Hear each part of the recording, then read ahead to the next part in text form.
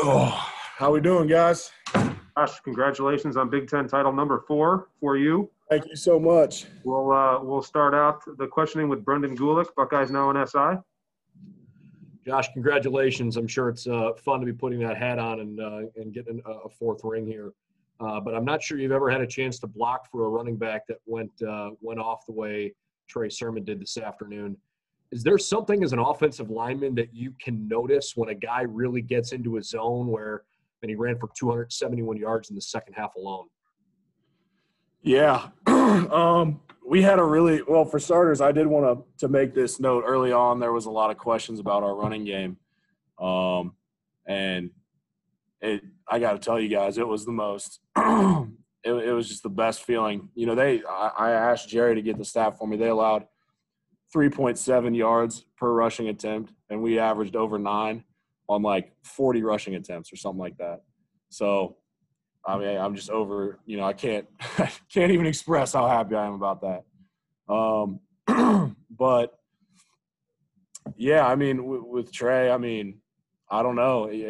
We see it. I mean, really, we see it from a different angle than you guys do, but we see it the same way you guys do. You know, after he broke a couple out, even in the first half, I was like, oh, he's about to go off. I knew it was just a matter of time. And, man, did it feel good. All righty, next up, Austin Ward, Letterman Row.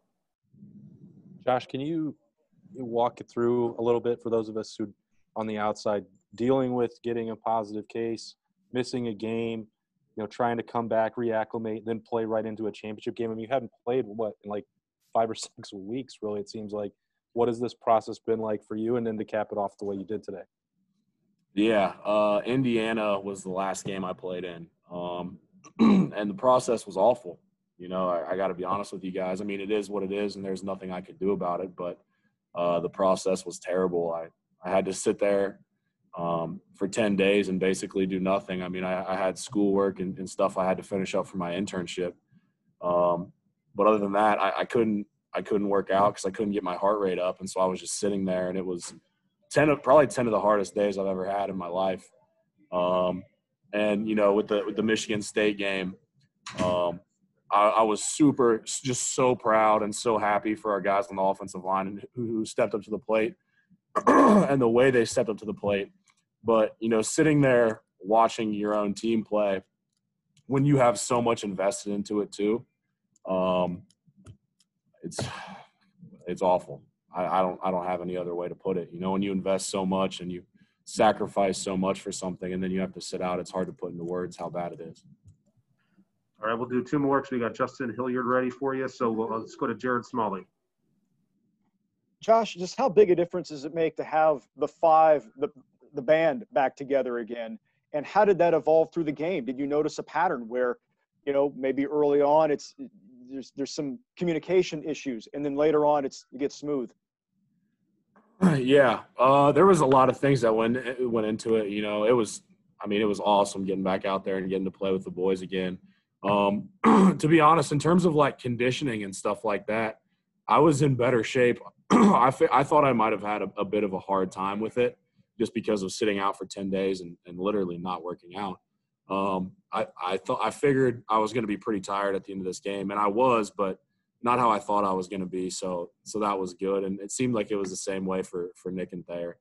So that was good. And then, yeah, I think part of it was figuring out what they were doing. There were looks that we knew they were going to give us, and they were disguising them pretty well.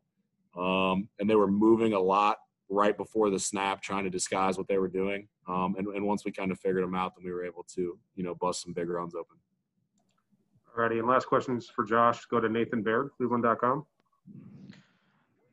And Josh, what you were just saying about your own situation with the virus. I mean, then what's kind of your emotional reaction this week when you see other players starting to deal with that? Maybe especially Chris Olave, who came back from, was so motivated to come back this season and kind of be here for moments like this. Yeah, I mean, it just breaks your heart for guys like that. I talked to the team about it before the game when we were in the huddle. I was just like, one of the things that we had talked about is how, you know, one of the things that has gotten brought up a lot this season has been how things get taken away from you in life at times and how it can be really hard.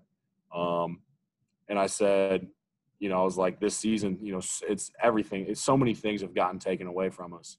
And the point I was trying to make was that so many things have gotten taken away from us, but we're still here. And then I was just talking about, you know, the brotherhood and the love that we have for each other. And I was like, you know, just keep Chris Olave, you know, Baron Browning, some of the guys that couldn't be here, keep those guys in your hearts, because I'm telling you, it was awful. I know what he's going through right now. And it's even worse for him because this is a Big Ten championship game.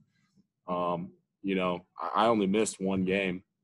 So I can only imagine how bad he's hurting right now, you know, wanting to be with us and wanting to experience this with us. So, you know, God, feels so bad for those guys. All right, Josh, thank you very much for your time and congratulations again. Appreciate it. Thank you guys so much. Have a good one.